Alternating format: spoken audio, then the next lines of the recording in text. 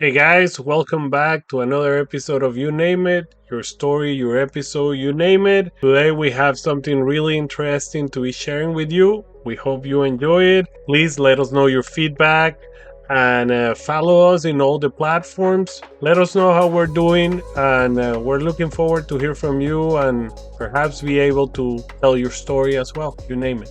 Here is a little preview of this episode. It's not that much about making the right move, it's jumping on things at the right time. What in sales is a lot of creating trust, right? So people trust people that are similar to them. There's a lot of exposure therapy, right? You just put yourself in there, and then eventually you have an amazing ability to adapt. We're gonna be able to do so much more as humanity, I think. It's not that AI is going to replace employees. Employees who know how to use AI are going to replace employees that don't know how to use AI. Basically, AI, it's data and predicting data. Beyond knowing too much about the background and how things work, you really have to have a good understanding of the high level and how to communicate how it works easily to someone else. If you know what you know and you know how to communicate it, bingo. That's a golden ticket, right? But understand which processes you can make more efficient that are taking time from business owners and it's causing them pain. The higher the risk, the higher the potential reward. This episode is brought to you thanks to Finance Talks 123, a consulting firm that pursue adding to your knowledge and subtracting to the ambiguity about financial matters. We offer trainings for groups and individuals in areas like accounting, budget management, and effective presentations. You can contact us in Instagram at financetalks123 or email us at finance.talks.123@gmail.com. Understanding finance can be as easy as 123. Hello, everyone. Welcome back to another episode of your podcast. You name it, your story, your episode, you name it. Today we have a guest that I don't know how to say it. I don't know if it's the first time or the second time that he's with us because we already recorded one of our episodes in Spanish. But we really like it, and we thought it would do justice to do the same in English or to have a similar episode because it was very interesting. So, without further ado, we have here Mr. Charly Arias. If you guys haven't heard the episode with him that is in Spanish and you're bored of your Duolingo teaching you English or Spanish, sorry, go ahead and listen to the episode. I think it's the seventh episode of the season. And without further ado, welcome, Charly. Welcome back. What up, bro? How are you doing? Nice. Good, good. It's uh, it's funny because in the first episode that we did together, I introduced you, and again in Spanish, I introduced you like the first guest that I didn't know too much about, right? Like because so far I have had conversations with people that I'm very familiar with that are from my kind of inner circle, and you and me met a few months ago. We haven't had that much contact, but now that we recorded a full episode and it was a long one together, I feel like you're not a stranger anymore. Like I feel like I know kind of your story and I know you. So it's I'm happy to have you back here.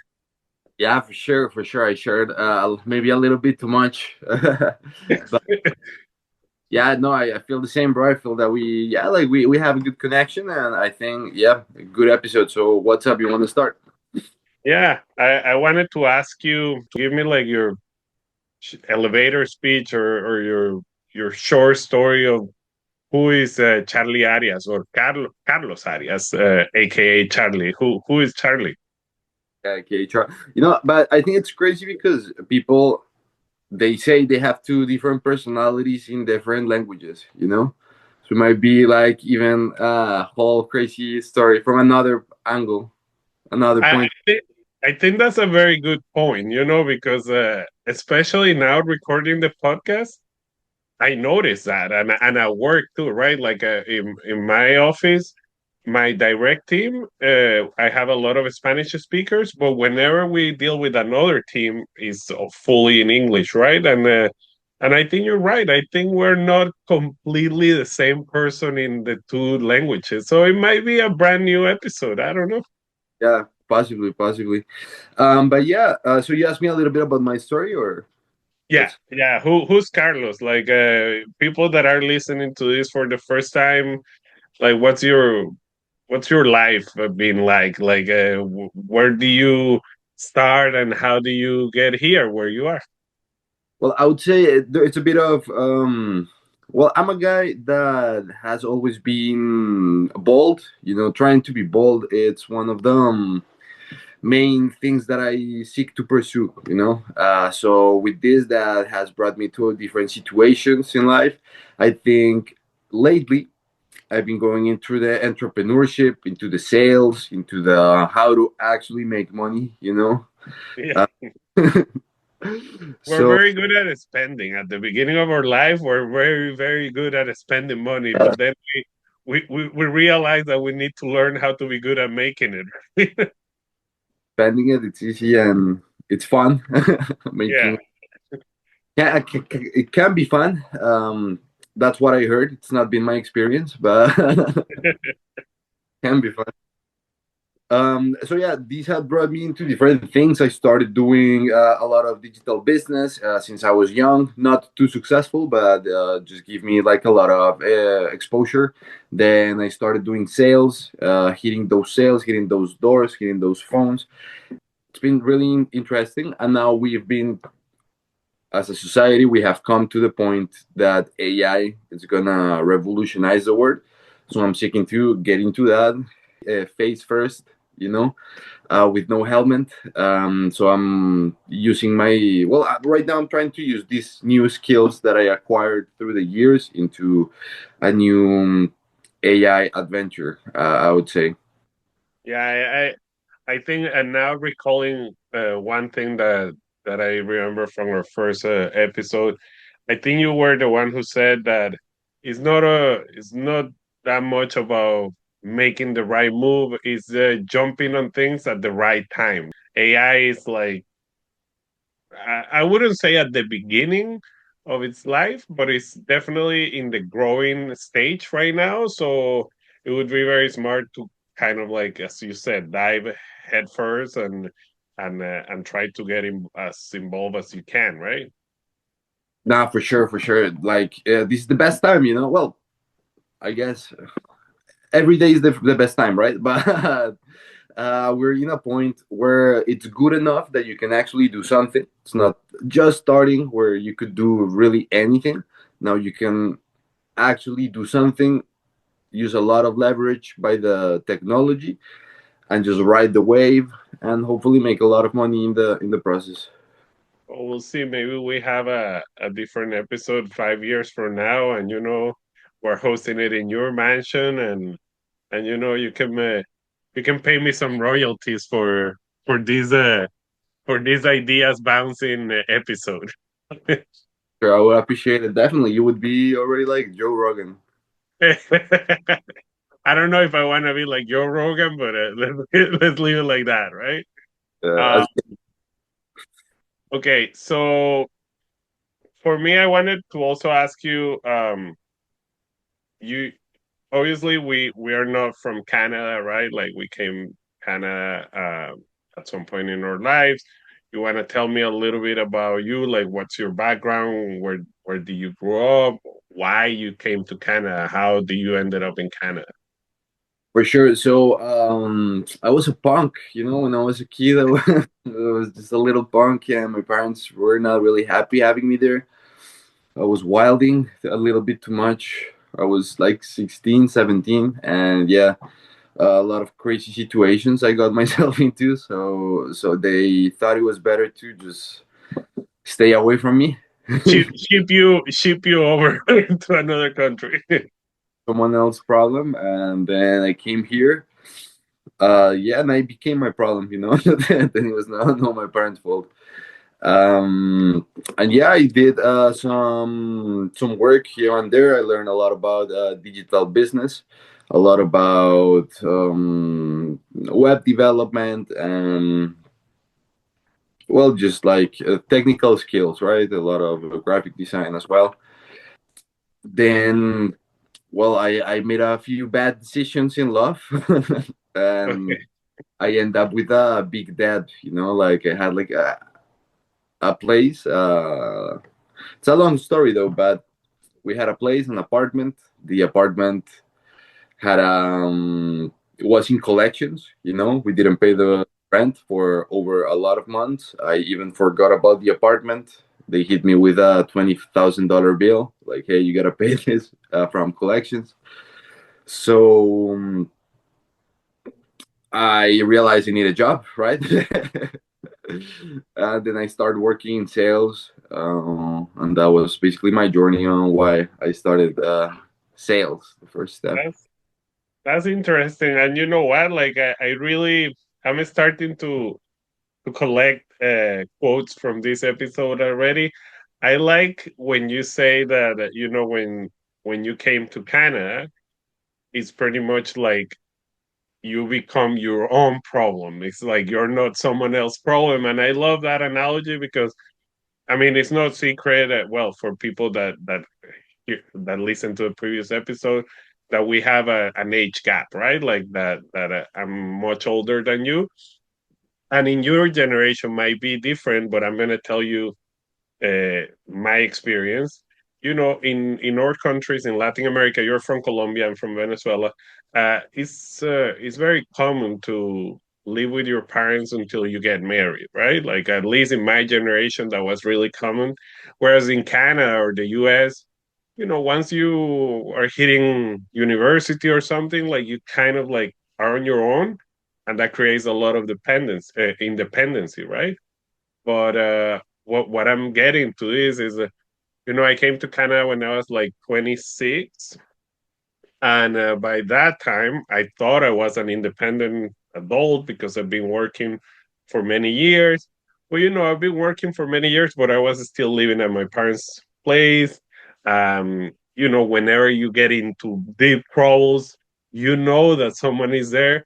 But once you come to a different country, it's a different story, and you put it really well. It's you are your own problem because once you're here, man, it's like, well, you get into a debt that you cannot pay.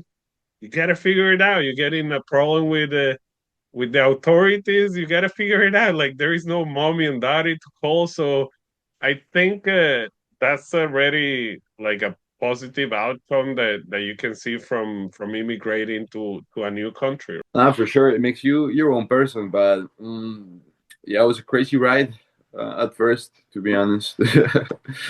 And then, well, I got into that situation, and then I had to find $20,000 or deal with it. So yeah, I got a lawyer and stuff. I lawyered up and like put it down to like 12,000, something like that. Okay. And then yeah, I just paid it. And you said that through all these difficulty, that's how you ended up starting in the sales world, right? Like you started to work in sales to kind of like make the money to pay this debt. Yeah, exactly. So I went back to Colombia at first, kind of to run from the bill collectors. Yeah, I mean it was also for leverage, right? Like if I was in Colombia and they thought whatever that I was never gonna come back, they were okay. Give me whatever you can, rather than than putting too much pressure. Um, and then well, I started working there. Really fun. It was really fun times. It was like my university because I started working there like 2021, and it was COVID, right? So people were Okay. not. It was online, so that's how I could make my college here and work in Colombia for a little bit. And then, well, you can imagine, right? It's COVID, so everybody is super antisocial. But this job was in the office, So I was having the time of my life. The city was empty, and we had a lot of friends. It was not like here that they were giving fines. It was, yeah, Uh, no man's law. Everybody they and could. you said it was in a call center, right? Indeed, yeah, indeed, in a call center for Ashurian. Ashurian, shout out to Ashurian. Yeah, they were. Okay. And in that call center, you guys dealt with only Spanish speakers, or also internationally? Like you guys needed to speak English or not? Yeah, English speakers, Okay. just for English, and some from time to time there was a Spanish guy that came into the line, but mostly we were selling to those fucking gringos, bro, taking US to Colombia in commission money. Okay, that's good. That's good. And I mean, one of the questions that I have here, and I think I was thinking more like when you did your subsequent jobs, like door to door sales, that we're gonna talk a little bit more about that. But even in this one, I wanted to ask you, sales, like since I met you, you gave me the impression that you're like a very aware guy. Like you're like very like, I don't know how to say it, right? Like on the money. Like you're not sleeping in there, right? So you would be perfect for sales. But I wonder if selling is harder in a second language, or is the same thing? Like would it be easier for you to say, oh, in Spanish I would sell easily, or even in English, it's because I'm more limited, or it's more simpler the language? Like, is it harder to sell in your second language? Yeah, for sure, for sure. It's easier to sell to someone that is also speaking their second language.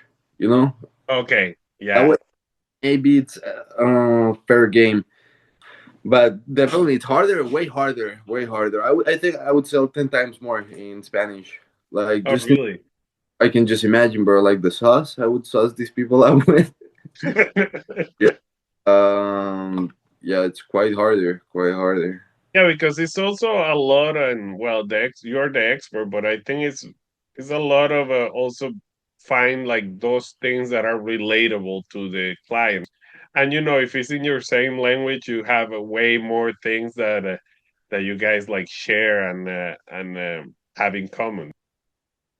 1,000%, 1,000%. It's way harder to find those things and to just say what in sales is a lot of creating trust, right? So people trust people that are similar to them and they have a similar background. So if you can't relate to them in any type of way, just even in saying parce, now if you say parce in Spanish to people even here in Canada, it's 1,000 points. Yeah. uh, if like Indian guy calls you buddy, you know what I'm saying? You're like, okay, you're not my, like, it's not. Yeah. It doesn't have that relatable piece, right? Exactly. So, but yeah, I mean, you can do it either way. It's not it's not impossible to sell in the second language. Yeah, no, I have my share of experience with that, and I think I mentioned it to you in our previous episode that I really dislike it. I mean, it was a situational thing too, right? Like it was while I was doing college here, and it was selling credit cards in gas stations while people were pumping gas, and it was kind of tricky because you were not supposed to say that it was a credit card where it was indeed a credit card, but your supervisors were like, if you say the word credit card and we caught you, like as a like we're gonna take some points away, right? Like it was kind of tricky. You needed to like sell it like a points collecting points card, because people, the moment you hear like, oh, you want a new credit card, you're like, no, I have enough, right? Like I don't want more credit cards. And my experience was like, it was, I think it was also the background that I had. Like I work in an office 9 to 5 for forever before I came to Canada, so I wasn't used to those. I remember in each shift, I was supposed to hit like 100 people, and the numbers were that if out of those 100, three or two say yes, you were in good shape. So I was dealing with 97, 98 rejections, right? Like a an hour, and it was hard because some people reject you in a nice way. Some people they are assholes. There is no other way to put it, and they just you can approach them the most respectful way, and they might say, "Oh, I don't want to hear it. Don't come to my country to bug me." And I'm like, "Holy shit, okay." So yeah, sales is a complex word, right? Nah, for real, people don't like salesmen at all, at all. I mean, you kind of get it sometimes. Some people are just assholes. Either way, uh, it doesn't really have to do too much to with you, but they'll just be an asshole to anybody that they, even their family, like even everybody, like everybody. Um, Also, you were selling a shitty product, bro. Like what? The Yes, yes, that's true. That's true. Is I guess that's a very good point. It depends what you're selling, right? Like if you're selling a really good product, it's probably a little bit easier, or you can find better ways to engage people on it. But if you're like selling something that you have to pretend that it's not what you are really selling, like yeah, it might not be ideal, right? Yeah, I mean that's part of sales. Like a little bit of sales, it's always that. It's telling people. I mean, depends on the marketing, right? But a lot of sales jobs, they are a lot like kind of telling people something that you're not giving them, right? Security. In Telus, it happens a lot of times in door to door, or not Telus, just door to door. It's not like Rogers, Bell. Everybody does this. Sometimes the people go and they say, "Hey, we'll get you this, this, this, and this," and people are like, "Oh, let me think about it," and they're like, "Okay, yeah, let me just hold on the promotion for you." So in order, like, we don't run out of promotions. At least you already have like the promotion go through, and you can save this price. But that's a lie. That's not true. They can definitely get to that price either way if they call back. They're Uh, like trying to create that necessity on you, like you need it, right? Like you need this product, like I'm gonna hold it for you. It's an advantage that you're gonna have, like creating this fake sense of urgency that you need to act or you're gonna lose on it. yeah, there's definitely a degree to that, and that's just scale of sales, right? That's the worst sales jobs, the ones that are the hardest. The hardest. Not saying there's people that kill it in those jobs and make $30,000 a month, which is crazy to me as a contractor as well, so they can keep more of their money on spend less on taxes. Um, but it's hard, bro. I would say like just the 1% of all the salespeople are get to be successful in that type of roles, and there's a degree of lie to the customer that people do. It's pretty common. But when you start going up and up in the scale, you get to sell better services, right? And then when you start selling, I don't know, something from Microsoft, something that B2B that people actually need, things start getting a bit easier, and then you lie less, or you don't lie. You don't need to lie that much. Yeah. Okay. How long were you in that call center in Colombia, and then what was the next step in the sales world?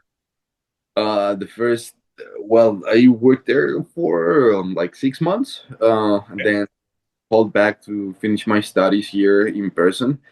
So 5 months, pretty fun. I made music while I was there. I leveraged the social circle that I had, and then I just said, "Fuck it, I'm gonna be a rapper." So I already have people to go to my rap concerts. Uh, Okay. That's good leverage. That's using the resources that you have around, right? Nah, for real, yeah, for real. Um, pretty cool times. Then I came here back, and I worked in door to door. I started working door to door um, for a summer. I work for Telus. Pretty good. I mean, Telus has a super good sales training. I think if someone really wants to get into sales and really don't know how, really want to do it in a with a good product and a good team that trains you, Telus has really great sales teams. So I started working with Go Sales, great company. Worked there for a summer, yeah, like 4 months. And yeah, I learned a lot of technique, but it was hard, you know. I'm not gonna lie, a lot of people really didn't work that much.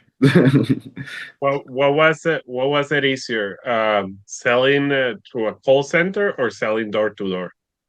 The first call center was definitely easier because you had to be there, right? You had to force yourself to sit down and talk to people. So that was, and then we were selling to already customers, and it was a $20 product. Yeah, it was a little bit easier, and it was also the product was easier to sell. And well, door to door is just tough, right? It's just like actually having that face to face interaction, and yeah. And I think humans they develop in societies, right? So if you were really rejected a lot, you were gonna die. You know, you were Yeah. not gonna find food and shit. So I feel you feel a lot like that. You know, that's like our ancestors whispering to us when you go and then you get so much rejected. You say like some people actually feel they're gonna die. You know.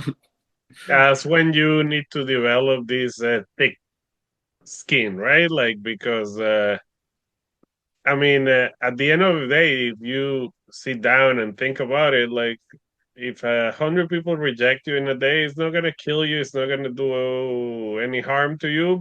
But it's not a nice thing to experience, right? Like by nature, we don't want to be hearing no, no, you're not welcome. Like it goes against what we're trying to accomplish. Oh wow, yeah, for sure, for sure. And it's not that deep these day and age, you know. It's like whatever. Like if you put your emotions to the side, it's really Yeah, not that. But sometimes emotions play a big part. But yeah, definitely, there's a lot of exposure therapy, right? You just put yourself in there, and then yeah, eventually you have an amazing ability to adapt. Every human. So yeah, you stop caring that much. and I think and you tell me if you think this is right, but I think probably developing this skill in sales makes you become a stronger human being, right? Like it teaches you how to deal again with rejection in an often way that for you in your personal life, probably, you are more mature, emotionally mature because you have dealt with this. Like it's part of your day to day. So if in your personal life things are not going exactly your way, you might be able to deal with it a little bit better than someone that doesn't have this experience.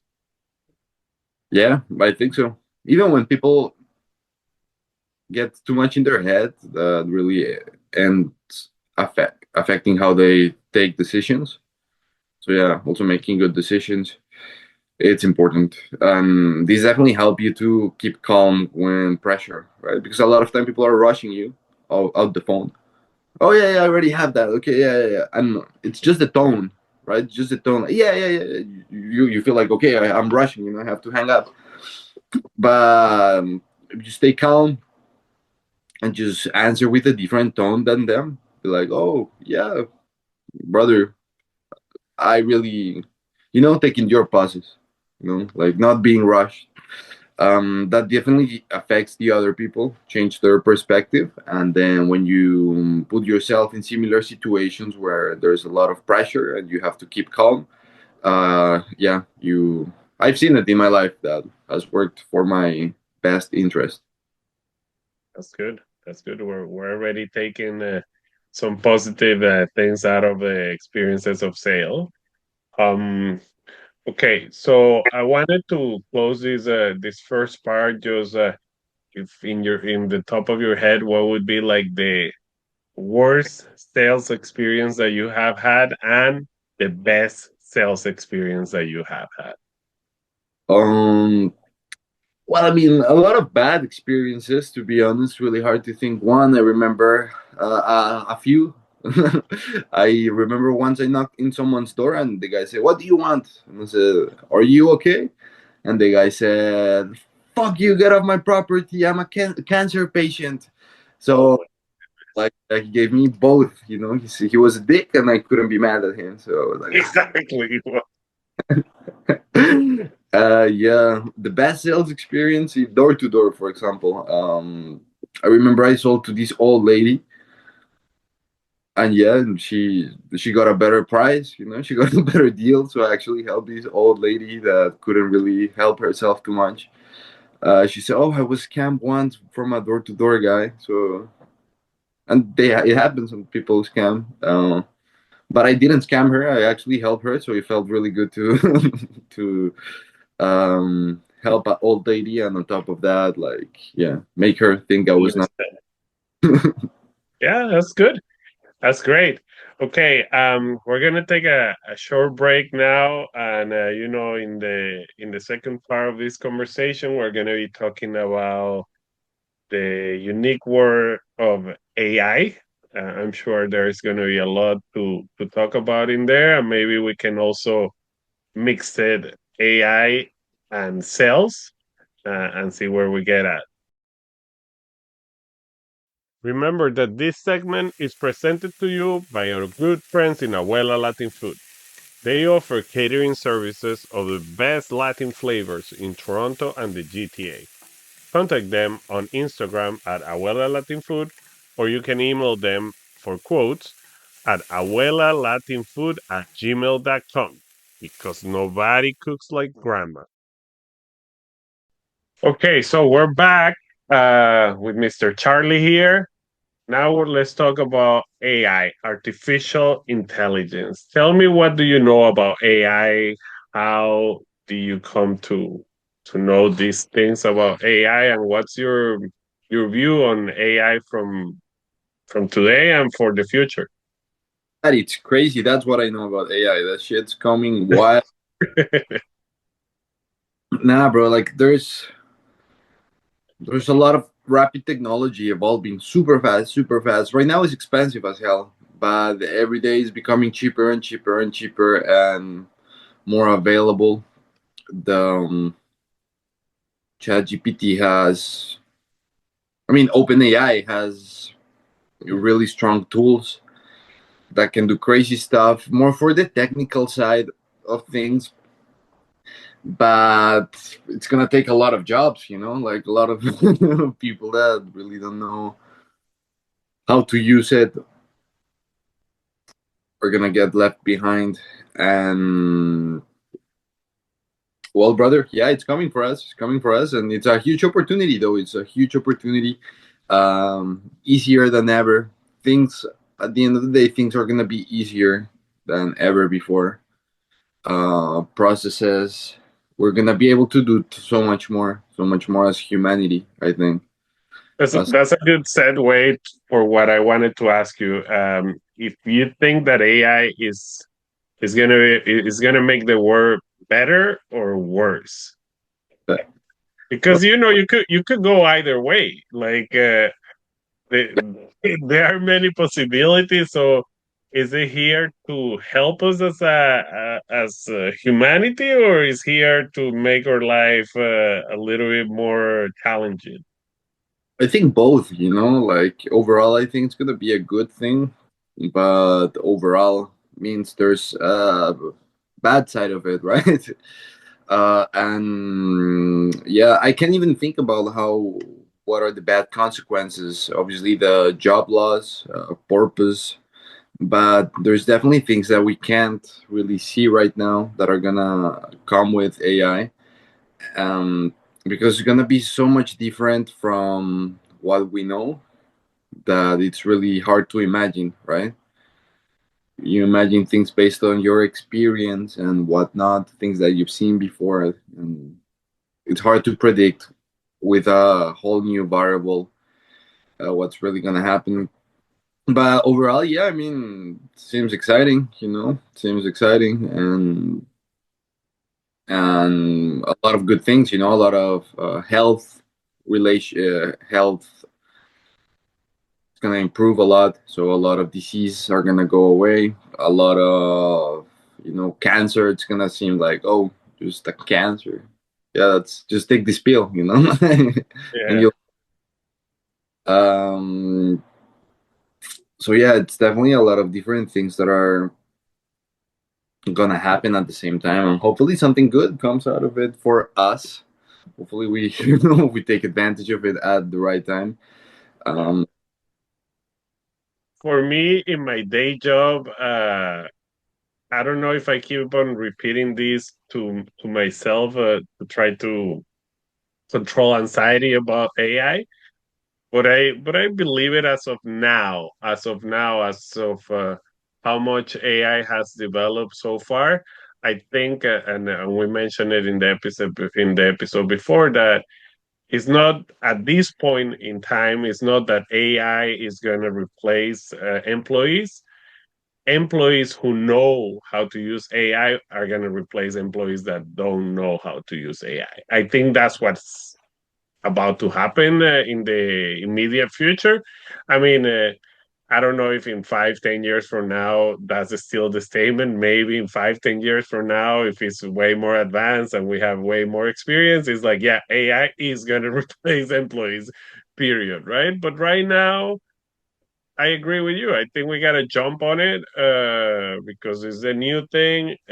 It's going to be here to stay, and you better learn it, or you're going to be part of those that, do not how to use it. it's really hard. It's a transition, right? So eventually everybody's gonna learn how to use it, or we're gonna be connected to it in a way, from our brains. It's really crazy things that are coming along. Um, but yeah, like AI right now, it's in the process of replacing and automating processes. So AI is there to make processes way easier, and there's already a lot of tools that help to do that. It's basically now the new project that I've been thinking about that I think I'm gonna launch. Um, but yeah, there's definitely already like a big opportunity, but there's two different curves. Like there's the curve of adoption and the curve of development. I think the curve of development might be, well, obviously further. And right now the curve of adoption is catching up, right? Mm-hmm. So a lot of, even though there's tools that could technically replace a lot of jobs, a lot of business owners are not implementing those tools because they don't know how to do it, and they don't know how much it costs, and it's probably too expensive right now, or they think it's too expensive. um, which means that there's a gap, and in that gap, that's the opportunity to make a lot of money, helping business owners to adopt these new technology. That's where you can make bank in different degrees, right? You can do it for a simple small business that takes you, you just simplify the process on how they book meetings, you make them an assistant so they can book their flights or their schedule, maybe schedule HR with staff management. That would be an option, instead of having someone thinking about it, you just get an AI to do it way faster. That would be an option right there. uh, but people are not using it right now because they don't know how to do it. So yeah, if you want to jump in the curve, that's where you jump. You want to share a little bit more specifics about your project? Like what are you having in mind? What are you Uh, thinking about developing? well, absolutely. I'm gonna partner with a company that, or it's already experts in developing. They have a strong background in data. Basically, AI, it's data and predicting data. Mm-hmm. Um, so there's a lot of talent. There's a lot of talent. There's a lot of people that know how to do it. I'm trying to partner with one of them, But the issue with them is that they don't know too much about sales, right? That's where you come in. Like they don't know how to reach out, how to actually close sales, because it's high ticket at the end of the day. And if they, even though they have a good product, you have to teach people how to use the product. And You gotta convince them, right? Like, you gotta create that need and show them how this is gonna improve their lives, their productivity, etc. yeah, you have to bring the horse to the water, and make the horse drink. That's what you have to do. And the water is there and the horse is there, so there's like people just have to tell them, hey, this is this is where it is, and that's the project right now. It's something I've been thinking about only a few days. I knew this guy who's working on this company already, and I just happened to learn that he's having trouble to accomplish that. So yeah, maybe I think it's gonna be my next step. It's like to try, and it's a perfect way to summarize what we're talking today, is trying to bring these two words together, like the AI and selling the AI, right? Like it's trying to, and in order, and you correct me if I'm wrong, but in order to sell something, you have to know your product, you have to know what you're talking about, you have to know how it works, because if you give me right now, I don't know, something that I have no idea to sell it, it's going to be harder than something that I'm very familiar with. Not for sure, and that's really important side of things. Beyond knowing too much about the background and how things work, you really have to have a good understanding of the high level and how to communicate how it works easily to someone else so they understand properly. Because you could know a lot, but it's more important how to communicate the solution in a convincing way, which comes with knowledge and authority. But it's more about the communication side of it.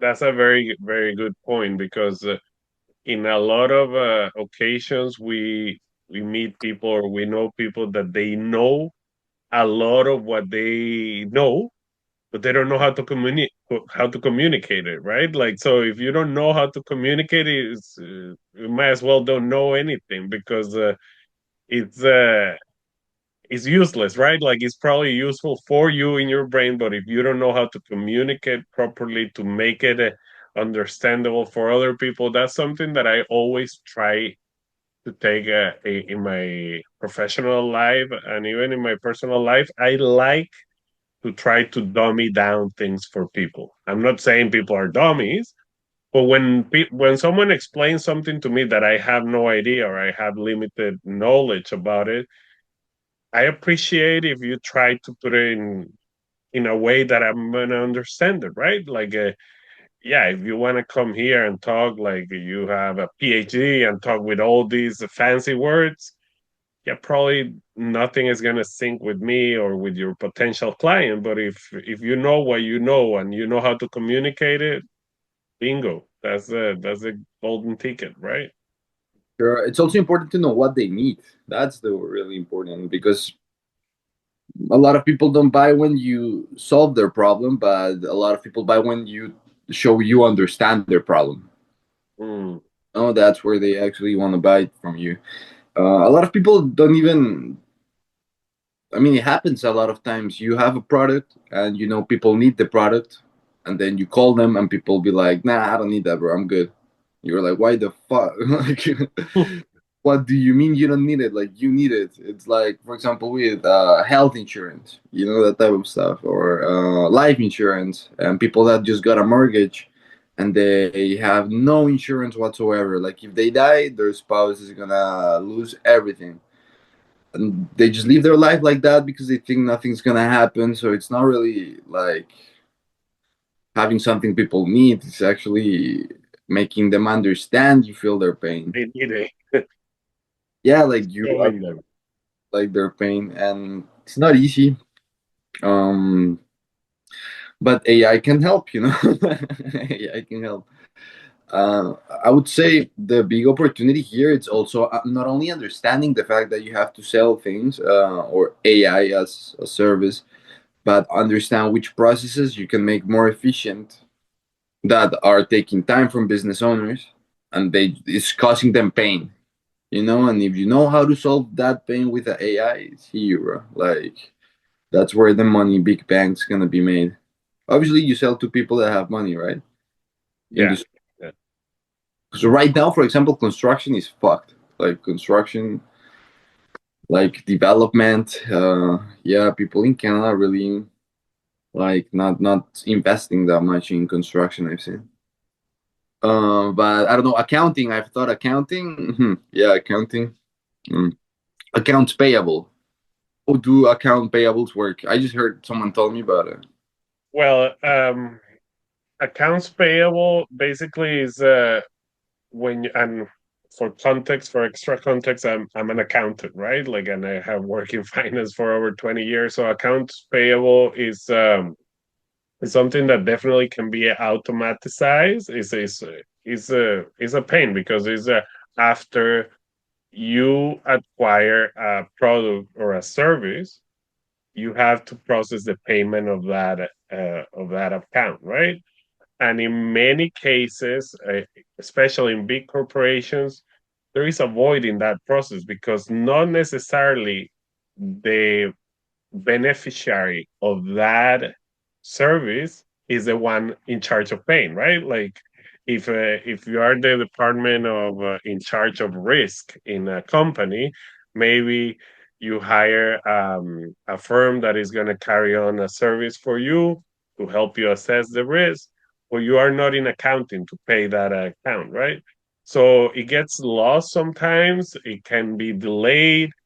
There are systems in place that I don't think are with AI yet, but that are like set up in a way to provide like give you like a heads up that something is coming up that you have to pay it, like about maturity of invoices.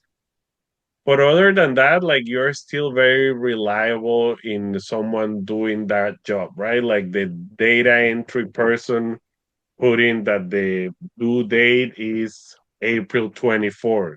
Like if you make a mistake and you put April 24th, 2026, Oh guess shit. that account is not going to be paid until next year, but they're going to start chasing you. And so there is still a lot of human component in the processes that are related to account payable. So I would say, yeah, that definitely that right there is an opportunity to try to develop something using AI for sure.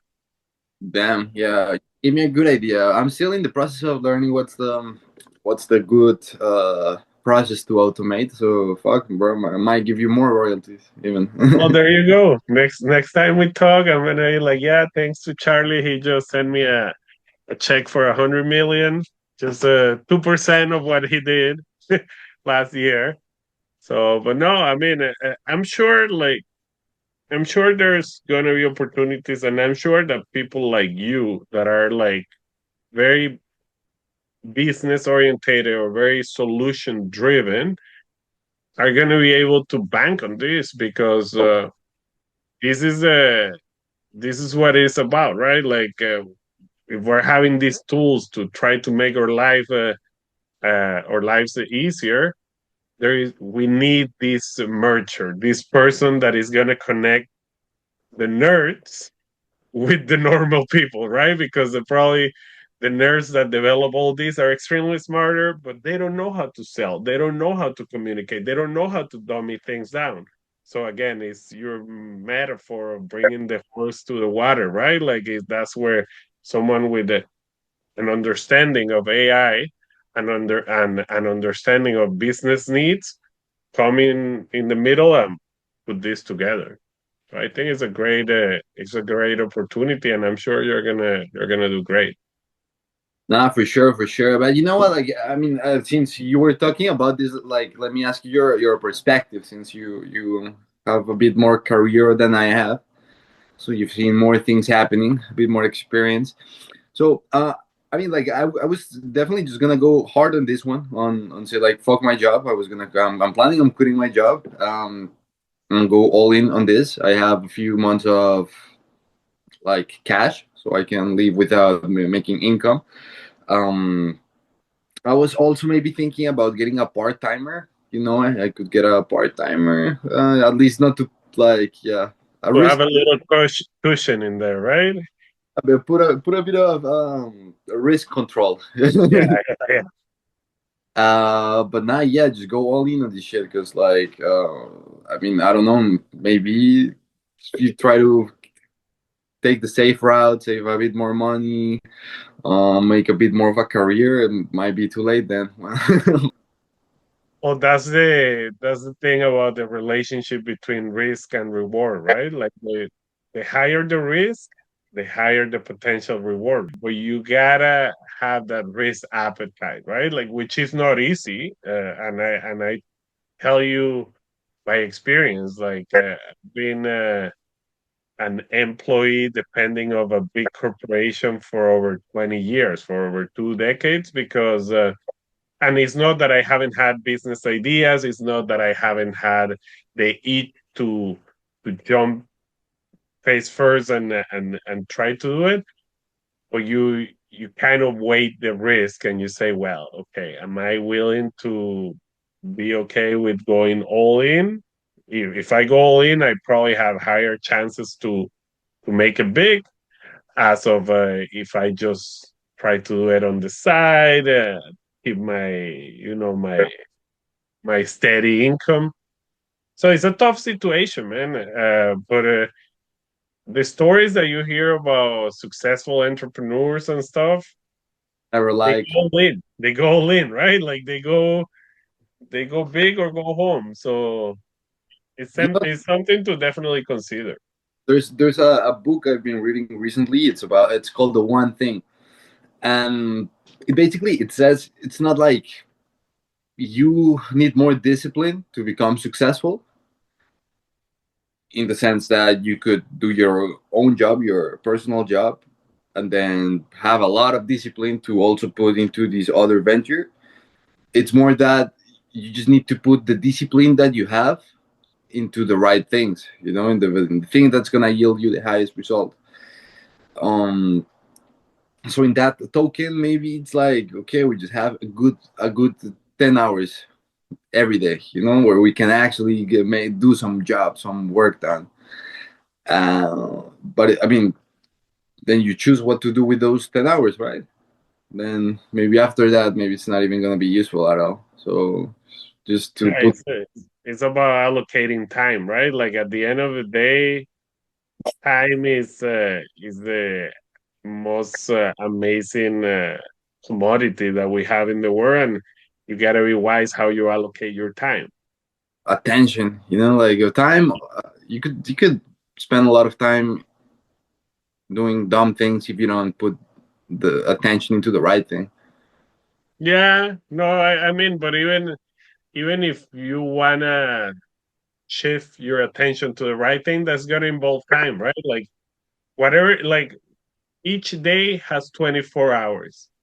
Whatever hours you allocate to one specific task, you are not allocating to another, right? Like it's Yeah. like choosing. Well, I'm gonna out of the 24 hours, I'm gonna dedicate 16 to this business. Well, you have 8 left. What are you doing with those 8? Like, oh, I'm gonna have a part-time job. Well, you have to sleep.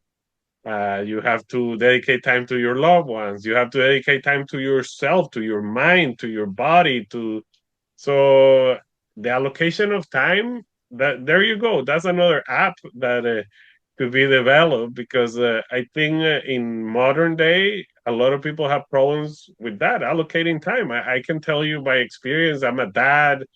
I work in a big corporation. I have my personal projects like these. A huge advocate for mental health. I'm a huge advocate for exercising. All that requires time, like, and if sometimes it's tricky to allocate the time because you want to invest a good chunk of time in the project that is making you feel passionate, but you also want to invest that time in your daughter, and you also want to invest that time in your relationships, and you also want to invest that time in an actual job that is gonna pay the mortgage because you don't want to be evicted, right? So it's not to freak you out, but it's yeah, Not it's for a sure. tricky situation. Yeah, for sure, for sure. No, I see it either way. I think I'm gonna do it either way. So yeah, like like what's the best story? I do have the availability to take this type of risks. But yeah, fuck, like face first. And on top of that, it's not like I like my job either. So like, fuck it, I get told no every single day at least. Get that for something, huh? And you know what? Like what I see in you, you have the confidence to pull it off. I can tell it totally, and you believe in this, and I think that's key. If we believe in a project that we're doing, people can notice that. Like your chances of success or being successful are higher because you can see when people believe in what they are doing. I mean, there is only one way to find out, right? Like go and do it, and it's not and for what you're saying, it's not like you're making this decision lightly. You're thinking through it. Oh, okay, I have a few months of savings for keep my life afloat while I'm dedicating fully to this. So it's not that you're like jumping off a cliff with your eyes closed. Yeah, yeah. I mean, yeah, sounds fair. Sounds fair. Okay, so we have a few minutes left. One thing I wanted to ask you is the next steps. Like it sounds very exciting your plan. I'm itching to know more and to see more. Like I hope you can keep me on the loop and give me updates. But I'm itching to learn to see this journey of yours. But in the immediate future, like the next few months, even the next couple of years, what are the plans for Charlie? Well, basically, the next month, save a lot of money. After that, I'm gonna quit my job and then go all in this adventure. Um, so yeah, it's gonna be a lot of business development mainly. Basically, cold calling businesses with a concrete offer. I still have to manage the offer, but I already have the people, the relationships. I just have to make it happen. I'm also bringing on a few friends from the past, from different sales jobs into this job. So everybody's working on full commission. So super hungry. Nice. Uh, I plan to grow this. The first step is really having a good product, a minimum viable product, so we can start cashing in, starting with the cash flow, start taking cash to my bank account, and growing my wealth little by little. Um, Now, I would like a bit of input. Do you think I should get a financial advisor and invest in like long term, small returns, or should I just maybe look other options? I mean, it's always it doesn't hurt to have an advisor in any type of situation, and finance is a delicate thing, right? So I would say it's smart to hear what a financial advisor would tell you how to try to allocate the money because again, it's all about allocation of time, allocation of money. So I wouldn't root against that. I think it would be good to have a financial advisor, someone that understand the numbers, to also like be able to ring the alarm if needed, right? Like, hey, okay, the plan is going great, but we need to generate some money, or we need to go and collect capital from investors. So it would be good to have someone with that kind of background. Yeah, I'll keep that in mind. But yeah, I mean, just grow the business, grow my personal wealth, and just start buying freedom. That's why I'm doing all this. Just try to buy freedom. So hopefully, in a few years, I'll have more time. More time, more leverage to make my own decisions. And yeah, traveling. I think I'm gonna be all over the place. I really wanna see what the world has. And if we don't do things right now, when are we gonna do it, right? Like there is no time like today.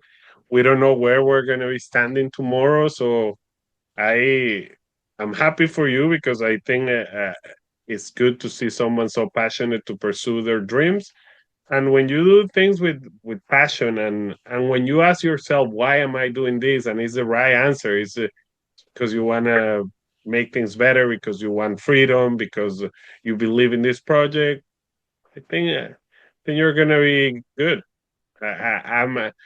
I'm hoping to check in with you uh, shortly, like maybe in a few months, in a year, and hear all the stories. Because if anything, like if nothing happens, it's gonna leave you with a bunch of experiences and a bunch of knowledge. So it's a win-win situation, right? Yeah, for sure, for sure. Yeah. All right. Well, you want to leave your contact information here, and also no. Before we go to your contact information, I'm even forgetting the um, the structure of my own podcast. You remember, this is your episode. This is your story. So you name it. What's the name of this episode? Becoming rich with AI. That's it. It's Mhm. straightforward. It's not. We're not going Uh, around the branches. Becoming rich with AI. Okay. I hope we can work on a book or something once you're a billionaire. About this becoming rich with AI. yeah. Well, that would work. Yeah. That sounds great. Okay, so you want to leave here for our listeners your contact info. Where can they reach out to you, and how they can contact you? For sure, they can reach out to me on my Instagram. It's Moscow underscore mule trapstar. Uh, yeah. I'm gonna send you so you can write it down. Yeah, yeah, That's it. I think for now, I think it's my only social media. I have LinkedIn. I can share my LinkedIn sure. to add it. I'm a LinkedIn influencer. I share most of my journey through LinkedIn. So if anybody wants to see what happens with these AI stuff, yeah, definitely LinkedIn is the place to go. Yeah, send me a text with the details, and I'll include it in the description of the episode. For now, as always, a pleasure talking to you. I enjoy these conversations, and I'm sure it's not gonna be the last one of many. Hopefully, the next one, we can do it in person. You send your helicopter to come pick me up and bring you to your mansion in LA or something. Yeah, yeah, for sure, for sure. It's a promise, bro. That's good. All right. Have a great day. Okay. Bye bye. See ya.